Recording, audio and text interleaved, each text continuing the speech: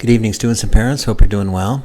This is more of a continuing series of fluency reading, and I hope you're well familiar with how to improve your reading, because you'll be using that through your entire life. Any book that you read that you have difficulty reading, any paper that you have in class that you have difficulty understanding, this is what you do. You do this from now until you graduate from high school. You get better and better and better, and by the time you get to college, you'll be reading at a college level.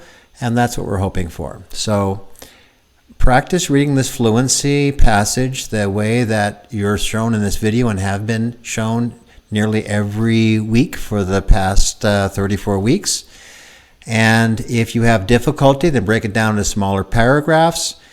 And if you need to practice 3 times a day to get to 120 or 140 words per minute, then practice 3 times a day. Look up those words that you don't know, and I hope you do well. So here is our first read of a passage. One of the good things you can do about a passage at the very beginning is just number the paragraphs. This one only has 3 paragraphs, but the sentences are kind of long. And it's at a 4th grade level, so it's a little bit complex, the end of a 4th grade level. So again, we're going to read through this week 34. If you have any difficulty with words here, I want you to underline them. You could have more or less words than I have when I read through it the first time, but we're going to write our vocabulary words over here in the right-hand margin. It goes up to 243, which is quite a bit. You should be around 240 words, which is like the second paragraph here, somewhere in the middle of the second paragraph. Some good readers may get through the second paragraph, but don't read too fast. Okay, first read. The soldiers. Now this is what soldiers look like. It's a very strangely spelled word. It sounds like it has a G in it, but it doesn't. The soldiers of ancient China, and we've seen this ancient word quite a bit, were warriors everywhere in the ancient world. They were caught up in an armed, like warriors everywhere in the ancient world. They were caught up in an arms race. They needed to cover their bodies with protective armor. On the one hand, they wanted to obtain. You may be able to say that word, but maybe we'll add that to our vocabulary down here. So we're just working with the words.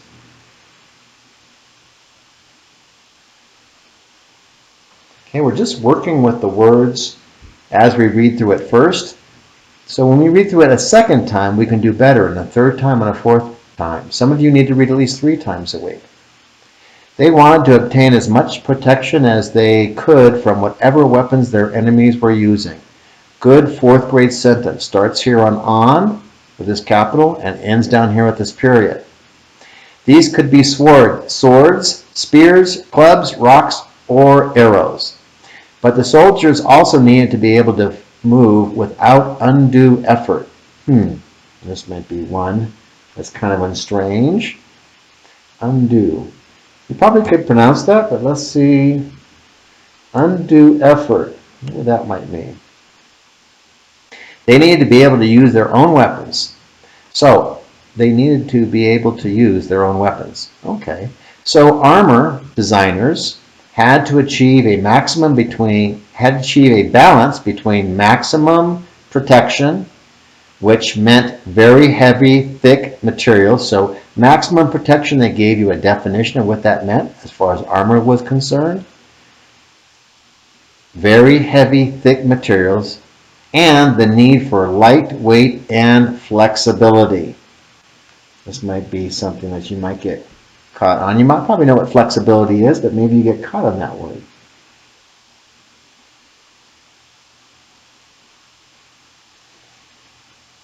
So we have soldiers and flexibility.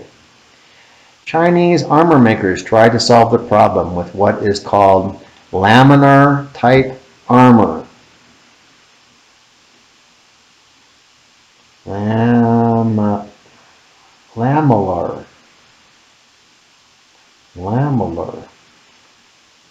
Lamellar type armor. Now they're going to give us a definition for this. So we aren't going to write it down here necessarily. The definition is going to be in the text. This kind of armor, they're giving us a hint, because they know we don't know what that means. This kind of armor is made of many small plates that are sewn in overlapping layers. Okay. The pieces are attached to a vest that cover the torso.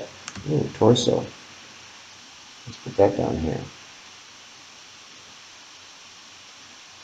Shoulders and upper arms. So torso means something about the body.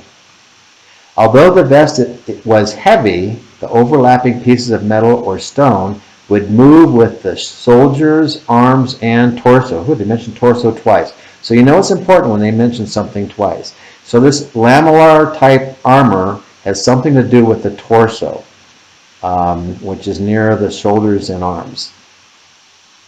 It would block the tip of an arrow and a sword. It would block the tip of an arrow and a sword would not cut through it. Well, that sounds like it's important.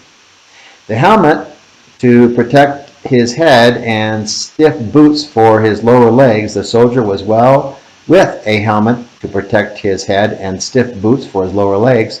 The soldier was well protected as he could be. Was as well protected as he could be.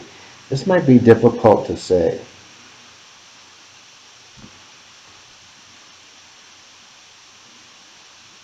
We got some helping verbs in here. We got like an ED. We got a preposition. Here's as a preposition. As he could be. We got a helping verb and another verb here. This is a really, you can see all the combinations that they put together here. It's really difficult to say that because we aren't used to seeing those combinations. So this might be a sentence you want to practice through. Of course, none of their armor worked against guns or explosives. But at the time, their vests prevented arrows from killing the soldiers, just as bulletproof vests protect soldiers today. Here's our thought. Okay, they're comparing something. So here's our conclusion. This is a very good conclusion.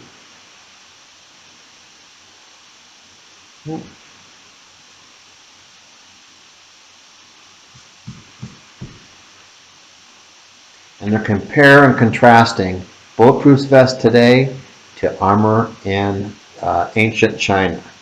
So this is a compare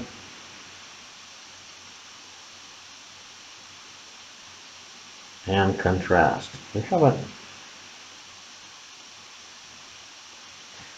talked about compare and contrast too much this year. But we can see that this is a thought that the author had, and we know that thoughts go in conclusions like that. The soldiers of ancient China were like warriors everywhere in the ancient world. They were caught up in an arms race. They needed to cover their bodies with protective armor. This is like a very long introduction, huh? Okay, this is the who, soldiers of ancient Egypt, did what? Were caught up in an arms race when, ancient, and where? China. So these first two sentences were kind of like an introduction. So they still put an intro in the beginning, but they carried it all the way down to give us some more details about this arms race here. And then they gave us what they did. This is called a problem solution.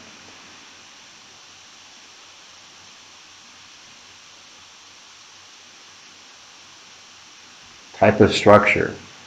They had a problem, they came up with a solution, and then the author had a thought, a compare and contrast at the bottom. Okay, this is nonfiction, because this is true. Well, I don't say true. This is not created. It's not imaginary. It gives us information about another culture, another type of people on the other side of the world. So we could say they're giving us information. They got any numbers in here? Not a lot of numbers, so probably not as much expository as it could be, but expository also means it's giving us historically accurate information. Okay, so that would be the first read. Okay, we did a lot of work on that one. Your second read is when you time yourself. Get a timer or use a clock. Set it for 1 minute. And then read through the passage and see how well you do. I'm going to put little marks on the passage, but I'm going to read it from the start of paragraph 1 down to the very bottom down here. I'm going to read it all the way through. If you have trouble doing that, then just take one of these paragraphs that you'd like to start with reading, master that paragraph, and then go on to some other parts of it that you could read through. Okay? All right, so when I start, then I start the timer. This is not like what we do with skip counting. This is one where when I hear students reading, that's when we're trying to get an idea of how quickly and how accurately you can read through 4th grade reading. So let's do this. The soldiers of ancient China were like warriors everywhere in the ancient world. They were caught up in an arms race. They needed to cover their bodies with protective armor. On the other hand, they wanted to obtain as much protection as they could from whatever weapons their enemies were using. These could be swords, spears, clubs, rocks, or arrows. But the soldiers also needed to be able to move without undue effort. They needed to be able to use their own weapons.